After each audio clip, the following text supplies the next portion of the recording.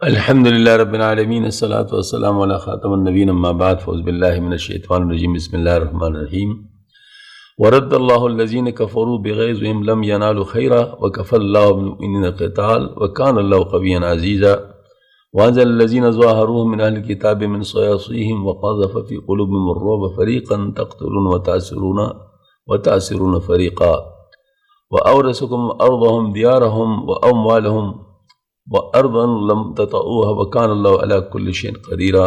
صدق اللہ العلی العظیم وصدق رسول النبی الکریم۔ اور جو لوگ کافر تھے اللہ نے انہیں ان کے سارے غیظ و غضب کے ساتھ اس طرح پسپا کر دیا کہ وہ کوئی فائدہ حاصل نہ کر سکے، اور مومنوں کی طرف سے لڑائی کے لیے اللہ خود کافی ہو گیا، اور اللہ بڑی قوت کا اور بڑے اقتدار کا مالک ہے۔ اور جن اہل کتاب نے ان دشمنوں کی مدد کی تھی انہیں اللہ ان کے قلعوں سے نیچے اتار لایا، ان کے دلوں میں ایسا رعب ڈال دیا کہ مسلمانوں ان میں سے کچھ کو تم قتل کر رہے تھے اور کچھ کو قیدی بنا رہے تھے، اور اللہ نے تمہیں ان کی زمین کا، ان کی گھروں کا، ان کی دولت کا وارث بنا دیا،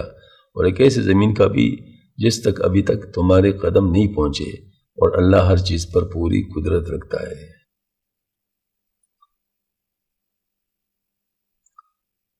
یہ اصل میں جو جنگ احزاب ہوا ہے، غزوہ احزاب، اس میں چونکہ بہت سارے لشکر جمع ہو گئے تھے اور سب نے مل کر مدینہ منورہ کو نعوذ باللہ من ذالک یعنی گویا کہ مطلب جو ہے نا قبضہ کرنے کا ٹھان لی تھی، اور مسلمانوں کو بہت سخت یعنی شکست دینے کے لیے سوچا تھا۔ تو اللہ جل شانہ نے مومنین کے دلوں میں یہ ڈال دیا ایک دفاع کا ایک انوکھا طریقہ جو عرب حضرات جانتے نہیں تھے اس وقت، کہ تین طرف سے محفوظ تھے اور ایک طرف میں نے خندق بنا دیا۔ اگرچہ وہ خندق بنانا کافی مشکل کام تھا، لیکن اللہ پاک نے مسلمانوں کی اس کی توفیق عطا فرمائی، اور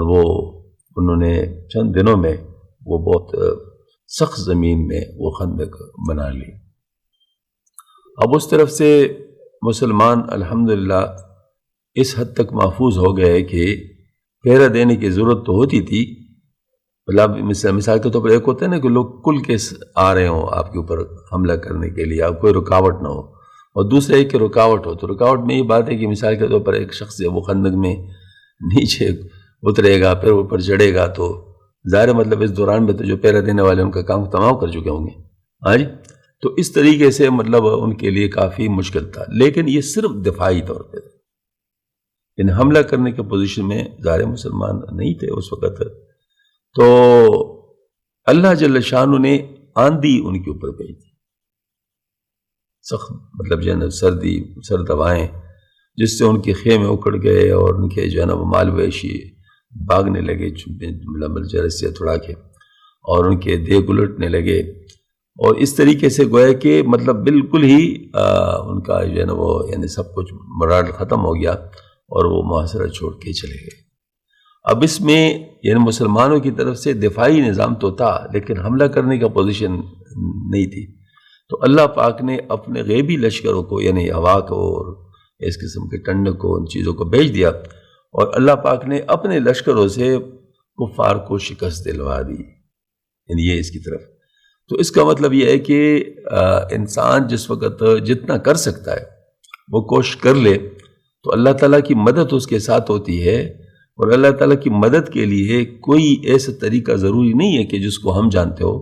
اللہ تعالیٰ ایسے طریقوں سے بھی مدد فرما سکتے ہیں جس کو ہم بالکل نہیں جانتے ہو، اور اس وقت ہی اللہ تعالیٰ پیدا فرما سکتے ہیں۔ تو اس وجہ سے تو فرمایا وَكَانَ اللَّهُ عَلَى كُلِّ شَيْءٍ قَدِيرٌ، اللہ تعالیٰ ساری چیزوں پر قادر ہے۔ اس میں پھر اس کے بعد وہ جو گھر کے مطلب جو ہے نا وہ تھے وہ بیدی یعنی بنو قریظہ جو تھے جن کے ساتھ معاہدہ تھا، انہوں نے اندر سے چونکہ سازش کی تھی اور مسلمانوں پہ حملہ کرنے کا ٹھان لیا تھا اور معاہدہ کو توڑ دیا تھا، تو ایسی صورت میں ان کو سزا دلوانا ضرور تھا۔ تو آپ صلی اللہ علیہ وسلم نے جس وقت وہ محاصرہ ختم ہو گیا تو آپ صلی اللہ علیہ وسلم نے صحابہ کرام کو فرمایا کہ اس وقت تک آپ نے مطلب جو ہے نا وہ عصر کی نماز نہیں پڑھی جب تک آپ ادھر نہ پہنچو بنی قریظہ. تو گویا کہ وہاں پر اچانک حملہ ہو گیا اور بالکل جو ہے نا یعنی ان کا سارا کچھ تیز نیس ہو گیا، کچھ کو مار دیا، کچھ کو قید کر دیا اور ان کے مال پر قبضہ کر دیا. یہ مطلب گویا کہ ایسے لوگ تھے جو کہ مطلب خلاف بہت زیادہ جو ہے نا مطلب ہے کہ پلاننگ کر چکے تھے، لیکن اللہ جل شانہ نے ان کو مطلب جو ہے نا موقع نہیں دیا اور وہ لوگ جو ہے نا مطلب اپنے ہی سازش میں یعنی وہ قابو آ گئے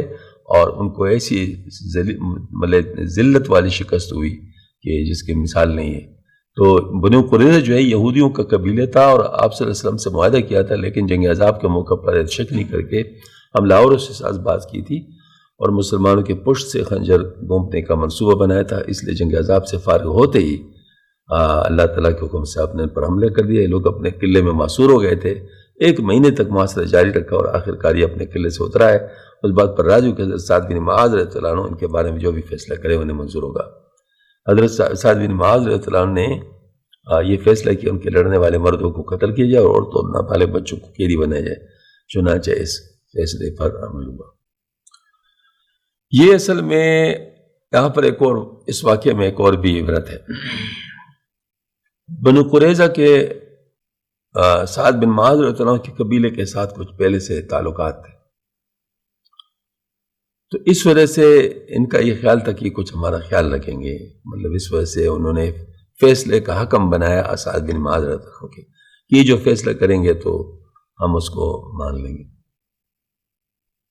تو سعد بن معاذ رضی اللہ عنہ تو ظاہر اس وقت مسلمان تھے اور پھر انصاف پر فیصلے کرنے کا تقاضے تھے کہ انہی کی قانون کے مطابق فیصلہ کیا، تو انہوں نے تورات پر ہی فیصلہ کر دیا. تو تورات میں جو حکم لکھا تھا کہ جو چیک نہیں کر لے تو ان کے ساتھ کیا مطلب معاملہ ہوگا، تو انہوں نے بالکل وہی فیصلہ کیا کہ ان کے جو ہے نا مطلب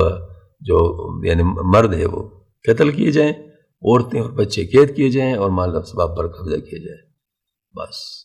یہ فیصلہ ہو گیا. تو آپ صلی اللہ علیہ وسلم نے جب وہ فیصلہ ان کا دیکھ فرمایا اگر مجھ پر فیصلہ کرواتے تو